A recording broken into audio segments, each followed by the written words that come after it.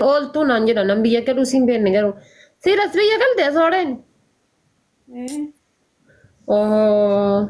Bakka walitti dhiyaatan kaasooroo koo maashallaa. Akkam gurraachattee baran bakka likki bakka gizee akkanas ilaalu bakka jaalalli si qabu bakka mul'ata gizee akkanas ilaalu. Nama gurraachessaa bar nyaatee nama fixee. Sooloo ko bakka hin jiraa miti waan qabsoodhaaf. Qabsoodhaaf mana hidhaa turte fakkaata dhugaa rabbii. Jaalala tokko kana qaba bar jaalalli dhugaadhaa jechuun. Jaalallummaan dhugaadhaas hin qabin. Jaalalli dhugaa si qabnaan haala qalla. እሺ ሲኒሶ ጀመርተን ይጅርተን ገሩን ኬሰን ሚቲ አኒ ሙጭቸሳ ማኪ ጃለቴ Manadiigaan galgala dhufan jiran sun manadiigaadha. Sun jaalala osoo ati gara kam jirtu gara ibsi shaamoo gara isa sanaa jirtu laa ani jechuun gara warra jalqaba wal qabatee jira.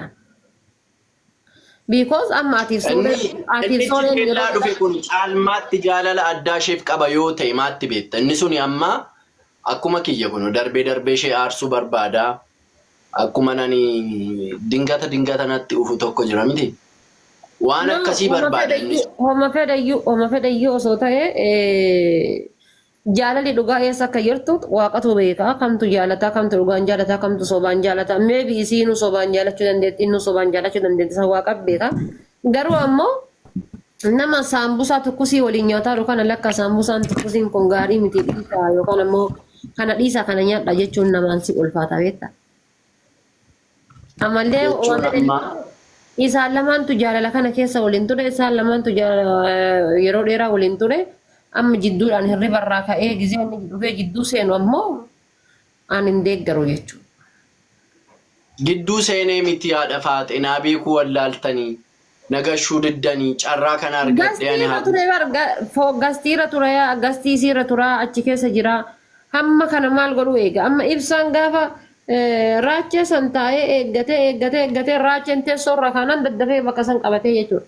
Kanaafuu inni kunillee silaa sa'aatii sanitti eessa ture waggaa 8 naan jedha gargaa jaaladde jaalalli waggaa 8 qabamee taa'u maal inni bar badeeyyu bar yeroo barbaada ka ilaa hamasoota kana argachuuf yookaan seenaa nama tokko dubbisu waggaa 8 maal inni waggaa 8 miti guyyaan 8 nu ulfaata nama jaalate tokko dubbisu waan inni siin jedhe waan inni si faanaasee keessa waan tokko dhaga'een ture beektee meedaa Arsenaal jechuun meedaa qaldii miti. Ishiin uffata Arsenaal deggafti.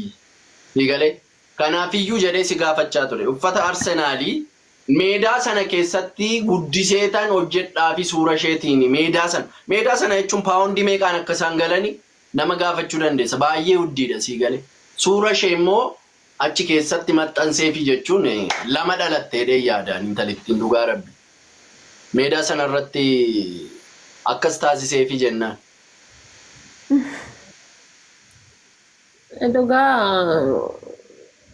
hin beekne kaan ta'uus danda'a haala kulli haalillaahi ani jidduun seenu maaliif jaalalaa waraannamee argee jira qarri jaalalaa na waraanee argee jira waan ta'eef jaalalli maal akka taate gatii beekuuf hanqoosaa jaalalaan fedhu ani jaalalli ana biratti lubbuu qabdi waan ta'eef.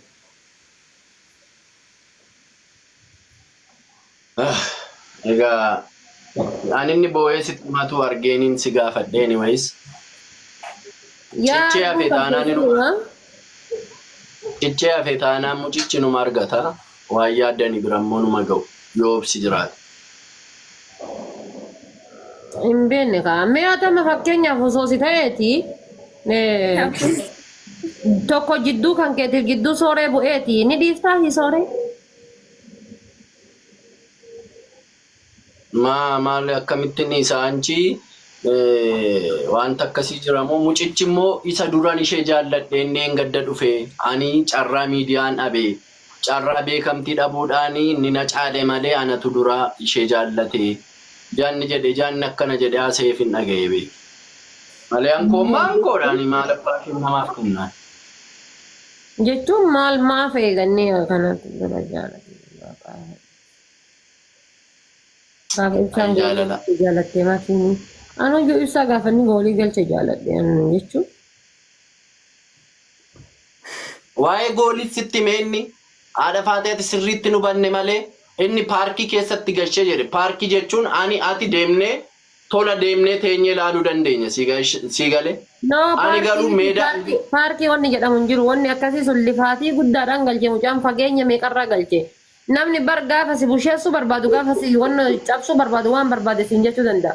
Mucaa fageenya meeqarraa laffa'ee dadhabee akkasitti dhiitee galche paarkii irraa galche jechuun maal inni? Maal argaan turreeti viidiyoo sana argine? Viidiyoo paarkii jechuun dhaggeeffadhu. Haadha faatee kun dhaggeeffadhu. Paarkii jechuun meedaa macallistee teessee itti ilaaltu. Meedaa namni zimbiloo galee ilaaludha. Paarkii jechuun si galee. Paarkii sanarratti kuwaasiin hin taphatamaa eeyyee kuwaasiin hin galaa eeyyee. Garuu mucaan immoo kan inni irratti taphadhee Premier League Ingilizii keessatti qixaata mitti akkasii waaqa irratti hin galcheedhee wanti isaa si argisiisaa ture si galee baay'ee wal caala differeensii qabaa siin jechuu barbaade. Lafa gabaa safara keetti namni haasa'uu fi isteedeemii guddaa irratti namni haasa'u tokkodha tokko miti si galee. Inni akkasiin jechuu saatii ati isa hubachuu hin dandeenye guyyaa sana. No, sanii miti solo koo jechuun. Paarkii miti bar achi gizee laaltu mucaan bar itti fiiganii nama meeqaan fuudhanii kutanii ni bar hin argitu akkam nama goolii lafatti laficho dhiitee lafaa galche namni akkamitti akkasii wanna jedhe. Wow. Sheerii godhi.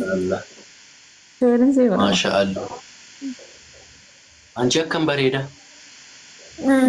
Wiigii damoo rifeensa. Himaanii dhawaatti. Ashii kan kee waa dhafaatee hankee amma akkam. Kiyya bilchaataadha reef takkattakaa jira garuu wannan taane hin baane. As achiin jedhuun hankee kun moo jedha? Kiyya moo.